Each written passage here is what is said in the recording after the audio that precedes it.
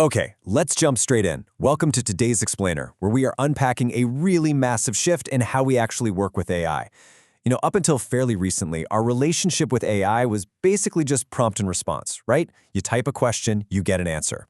But with the latest major updates, that era is basically in the rearview mirror. We are officially moving out of simple chat and into the world of shared, scheduled workspace agents. These are systems designed to just keep grinding away on your team's workflows even when you're away from the keyboard. It is a total game changer. But naturally, it brings up a ton of questions about how to actually do this securely. So today, we're going to map out your safe first deployment. The core difference here is just night and day. A standard GPT is basically a prompt-to-answer tool. You give it an input, you get text back. Workspace agents, on the other hand, are shared workflows. You build them so your entire team can reuse them for repeatable tasks. And the kicker is, they don't just spit out text. They take actual actions inside your organizational guardrails. They move a process from point A to point B, integrating directly into your daily work. Wait, hold on a second. So it can just do stuff in my company? Like run wild and execute actions inside our internal systems autonomously? Only if you allow it. I really want to reassure you right out of the gate here.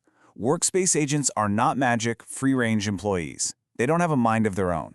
Their safety, their reliability, all of it relies entirely on strict governance and highly structured permissions. If an agent does something, it's because you specifically drew a box around it and said, hey, you are allowed to work inside this exact box. Section 1.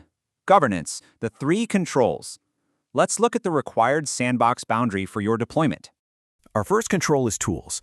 You have to ask, what exact actions is this agent allowed to take? You don't just hand an agent a blank check.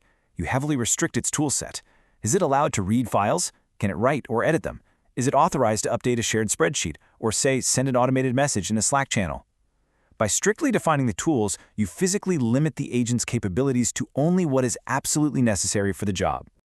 The second control is data. Even if an agent has the right tools, what is it actually allowed to see? You've got to clearly define the agent's line of sight. This means specifying exactly which documents, which connected drives, and which systems it has permission to look at. Think about it. If an agent is designed to summarize marketing briefs, it absolutely does not need visibility into your HR payroll drive, right? You lock the data down to the bare minimum. And the final control, which is honestly the biggest one for your peace of mind, is approvals, meaning a human click is required. You are never forced to let an agent fly solo. For anything sensitive, external, or irreversible, you can mandate that a human step in. The agent preps the work, queues it all up, and then stops. It literally waits for you or a teammate to review the output and click approve before it can move forward. Section 2. Threat. Prompt injection. Now that we have controls, let's talk about the reality of external threats. Now, please don't panic. Prompt injection is just a solvable engineering challenge we need to account for. Put simply, it's when a malicious doc overrides instructions. It happens because agents read documents, and, well, sometimes documents lie.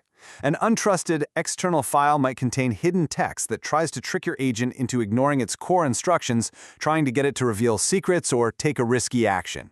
It's a serious risk if you ignore it, but it's entirely manageable. The mitigations for this are actually super straightforward. First, keep your tool set minimal. An agent can't execute a dangerous command if it literally doesn't have the tool to do it. Second, require human approvals for anything irreversible. Third, always treat external data as untrusted by default. And finally, log all your outputs. If an agent gets confused by a document, you want a crystal clear audit trail of exactly what went down. Okay, I totally get the external threat part, but how do we stop data leakage? Like, internally, how do we stop the agent from accidentally sharing Q3 financials with the summer interns? You start with strict boundaries. You never, ever grant broad company-wide access to any agent. You restrict the data sources to totally isolated folders. And furthermore, you strictly gate any sensitive outputs behind those human approvals we talked about. If the agent drafts a company-wide update, the final boundary against data leakage is the human manager who reads that draft, makes sure no sensitive info got pulled in, and clicks approve. All right, Section 3, Weekly Ops Review Agent. Let's step away from the theory and look at a practical, copyable template. If you want to deploy a shared agent this week without breaking governance, this whiteboard workflow is perfect. It's beautifully constrained. The inputs are incredibly safe. It only looks at last week's Jira tickets and a specific KPI document. The outputs are highly reviewable. It generates a simple one-page summary and drafts a Slack message. And that crucial approval stage, the agent is physically incapable of hitting send. A human must review the draft and click approve. What is so cool about this setup is that it gives you incredible operational speed without the free-running chaos. You're getting hours of data compilation done in seconds, but you aren't letting the agent run wild across all your company's systems. You get the sheer velocity of automation without the risks of total autonomy. It is the perfect balance. Section 4, 48-hour deployment checklist. Let's get this rolled out safely. Let's start with the first 3 steps. First, write your standard operating procedure, your SOP, in plain English. Your agent needs crystal clear instructions to follow. Second, immediately lock down its tools and limit its data to only what that SOP requires. Third, add human approval gates for literally any external action, like sending an email or posting to a team channel. Moving to the final 3 steps. Step 4, add a control total. Ask yourself what numbers must match before the agent finishes. Step 5, run at least 5 rigorous test cases and log any failures so you can refine its instructions. And finally, step 6, please ship it to a small pilot team first. Do not roll this out company-wide on day 1. Learn, adapt, and then scale. As we wrap up this explainer, I want you to remember this core philosophy. The most successful teams in this new era won't be the ones with the most autonomous, completely hands-off AI. The real winners will be the teams with the best governance, the teams that use tools, data restrictions, and human approvals to safely accelerate their daily work. Which brings me to a final thought for you to chew on today. Look at the tasks your team does every single week. What's the first workflow you'd trust an agent to run? And what approval step would you keep human?